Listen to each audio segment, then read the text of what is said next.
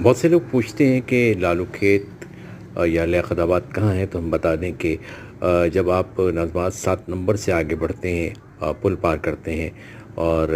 उस पुल को पार करने के बाद इंक्वायरी ऑफिस आता है, वहाँ से आगे बढ़ते हैं, गोलीमार चौरंगी से उल्टे हाथ पे मुड़ते हैं, तो ये देखिए हम मुड़ चुके हैं और ये रास्ता आगे चला जा रहा है। उल्टे हाथ पे हम ये देख रहे हैं कि मुख्तलिफ बेंगलोज़ नज़र आ रहे हैं जो नाज़माबाद के बेंगलोज़ हैं, और इन बेंगलोज़ को क्रॉस करते जा रहे हैं जैसे जैसे वैसे वैसे एक फ़र्क सा नज़र आ रहा है कि आगे आपको कुछ ऐसी सीधे हाथ पे देखेंगे टूटी फूटी सड़कें और कचरे का ढेर जो